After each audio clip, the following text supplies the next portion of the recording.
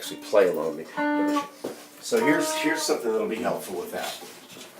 Is that the way I'm doing it, there's either this shape for minor, which is where both fingers are on the same fret. My middle finger's on the 3rd string, and my ring finger's on the 1st string. So this is going to be minor anywhere I go, and whatever note is under this finger is the minor that I've got. So this is A. So this is an A minor. And that way, by using these 2 fingers instead of, say, those, then for the major, I just do this. So this is G and B, so it's a G major chord. And so my middle finger is going to stay on the 3rd string for all of these chords. So major, minor, slide up 2 frets for B minor, then slide up 2 frets and put this here for C major, and up here for D major, E minor, F sharp minor or diminished, and eventually back to G.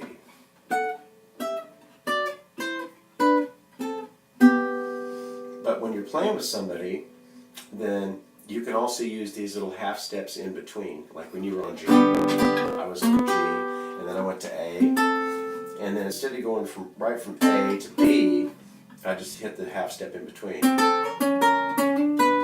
You know, it's a cool sound. There's C, D, E minor, B flat minor, A minor, G, F sharp minor. So we got G major, A minor, B minor, C major, D major, E minor, F sharp minor, and G. So it's either like this for, oh, that's nice. Are you blocking my video? Okay, let's try it again. It's probably not on the video. I don't know. I have a way of talking about it. Put it on there again. So the idea, yeah, is 3rd finger stays on the middle string. G major, A minor on the 5th fret, B minor, 7th fret. Slide that up to major, C major, D major, E minor.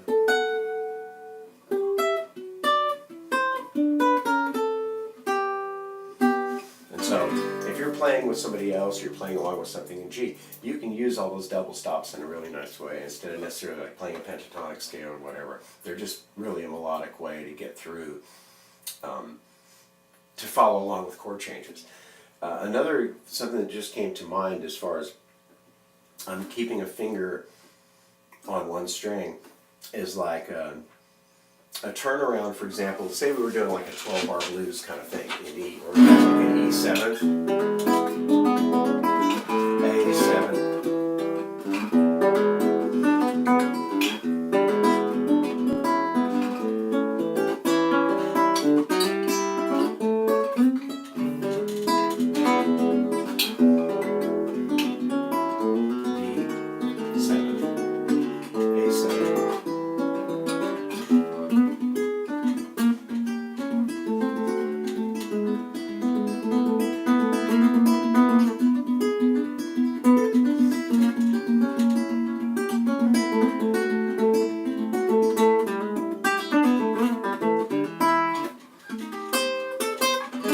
So I was playing a D7 shape, but I moved it up to here, and I was playing like, so let me, well, we'll keep this going for a minute.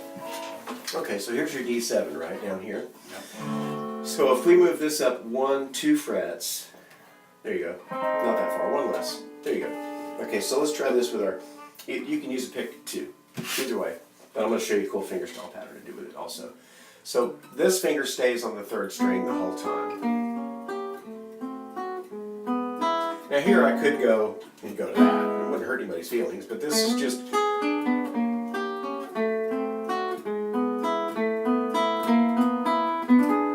Right? Just like when you're using the same finger on this string here. It helps to kind of standardize things so that you do it the same exact way every time. I've noticed a lot that a lot of players kind of have somewhat of a haphazard approach. Sometimes they might play it one way with one finger and sometimes another way. I guess ideally it's good to be able to do it with any finger combination, but But so, for example, this is your common turnaround for when you have a blues using an E, A, and a B7. So like as an intro.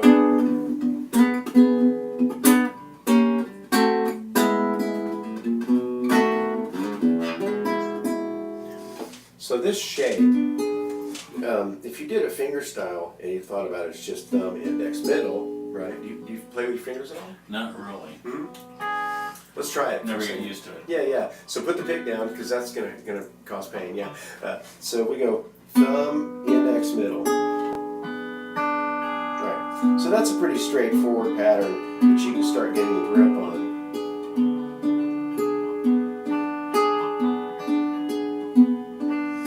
And notice my thumb is kind of forward. It's not back here. It's kind of over here. It's basically, like classical position, right? So here's one that's fun to do that'll help your finger style, is we're going to do this pattern. We're going to play thumb, then index, then thumb again, then middle. Right. Exactly. Right. And when you get it faster and you get like any kind of swing to the rhythm, we have something like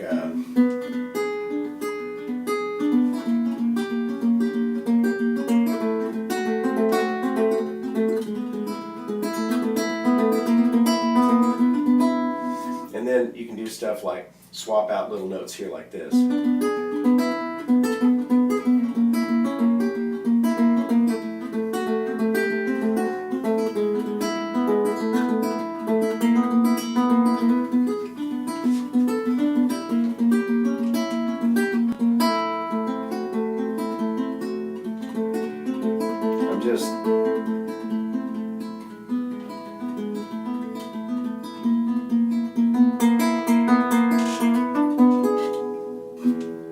So that's kind of a good one to start with. It's just thumb, index, thumb, middle.